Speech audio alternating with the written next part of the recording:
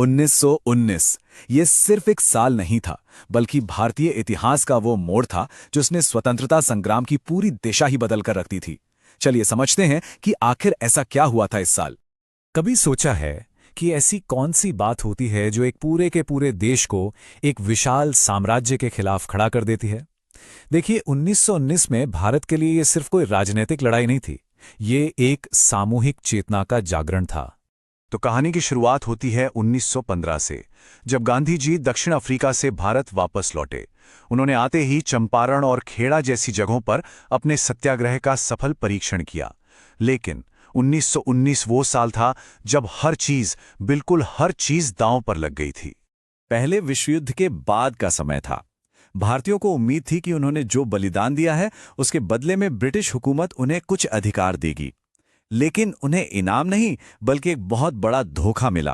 15 लाख। सोचिए, ये कोई छोटा मोटा आंकड़ा नहीं है।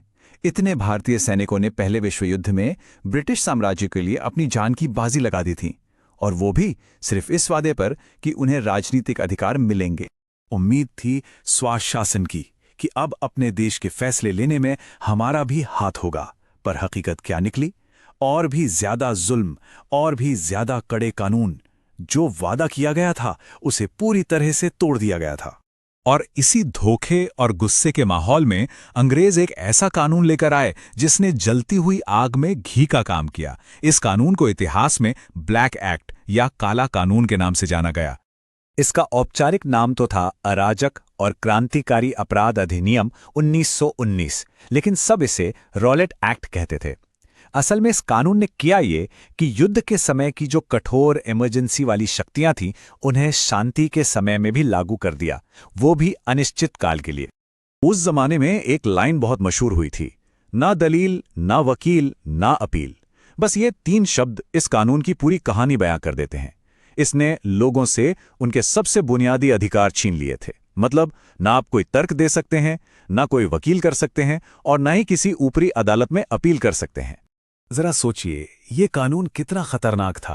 इसके तहत सरकार किसी को भी सिर्फ शक के आधार पर बिना वारंट के गिरफ्तार कर सकती थी, 2 साल तक बिना कोई मुकदमा चलाए जेल में रख सकती थी, और तो और सुनवाई भी बंद कमरों में होती थी।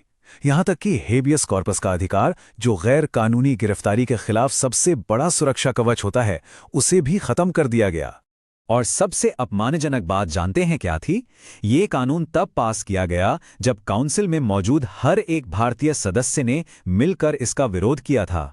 ये ब्रिटिश हुकूमत का एक साफ संदेश था कि उनके लिए भारतीयों की राय की कोई कीमत नहीं है। अब जब कानून इतना जालिम हो तो विरोध तो होना ही था। पूरे भारत में इस कानून के खिलाफ प्रदर्शन होने लगे, और यही विरोध हमें अमृतसर की उस दिल दहला देने वाली घटना की तरफ ले जाता है। एक ऐसा जख्म जो शायद आज तक नहीं भरा है। तारीख थी 13 अप्रैल 1919, बैसाखी का दिन। अमृतसर के जलियांवाला बाग में हजारों लोग, बच्चे, बूढ़े, औरतें, सब शांति से त्योहार के लिए इकट्ठा हुए थे। तभी ब्रिगेडियर जनरल रेजिनाल्ड डायर अपनी टुकड़ी के साथ वहां पहुंचा। उसने बाग से बाहर निकलने का इकलौता रास्ता बंद करवा दिया, और फिर अपनी सेना को उन निहत्थे लोगों पर अंधाधुंध गोलियां चलाने का आदेश दे दिया। 1650 रिकॉर्ड के मुताबिक इतनी गोलियां चलाई गईं। सैनिक तब तक गोलियां चलाते रहे जब तक कि उनकी बंदूकें खाली नहीं हो गईं।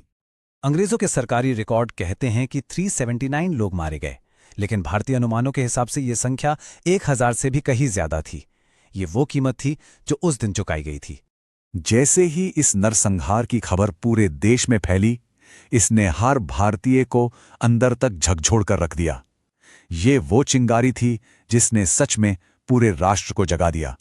इस एक घटना ने अंग्रेजी न्याय पर जो थोड़ा बहुत भरोसा बचा था, उसे पूरी तरह से खत्म कर दिया। अब लोगों को ये साफ नजर आने लगा था कि वो एक ऐसी सरकार के नीचे जी रहे हैं जो अपने ही लोगों पर गोलियां चलवा सकती है। इसने स्वतंत्रता आंदोलन को एक नया जोश, एक नई आग दे दी। इस घटना का असर देखिए। नोबेल पुरस्कार विजेता रविंद्रनाथ टैगोर ने विरोध के तौर पर अपनी नाइटहुड की उपाधि लौटा दी। ये दुनिया भर के लिए एक बहुत बड़ा और शक्तिशाली संदेश था। और शायद जो सबसे बड़ा बदलाव आया, वो महात्मा गांधी के विचारों में आया। जो गांधी अब तक ब्रिटिश साम्राज्य के साथ सहयोग की नीति पर चल रहे थे, जलियांवाला बाग के बाद वो एक पूर्ण असहयोगी बन गए। और इसी सोच से जन्म हुआ असहयोग आंदोलन का। अब रणनीति बिल्कुल साफ थी, अंग्रेजी सामान का बहिष्कार करो, उनके कोर्ट और स्कूल छोड़ दो, स्वदेशी अपनाओ और ब्रिटिश शासन को चलाने में किसी भी तरह की मदद देना बंद कर दो। इसने आजादी की लड़ाई को एक जन आंदोलन बना दिया। तो हाँ, 1919 ने भारत को हमेशा के लिए जगा दिया था, और ये हमें आज एक बहुत बड़े सवाल के साथ छोड़ जाता है। जब कोई राष्ट्र एक बार अपनी आजादी के लिए जाग जाए, तो क्या उसकी आवाज को फिर कभी दबाया जा सकता है?